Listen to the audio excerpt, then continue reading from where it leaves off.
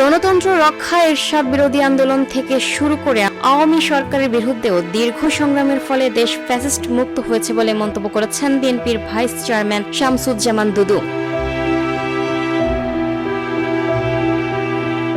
বৃহস্পতিবার 7 মে বেলা 11টায় রাজধানীর জিয়া উদ্যানে শহীদ রাষ্ট্রপতি জিয়াউর রহমান ও সাবেক প্রধানমন্ত্রী বেগম খালেদা জিয়ার সমাধিতে শ্রদ্ধা জানাতে এসে তিনি এই কথা বলেন।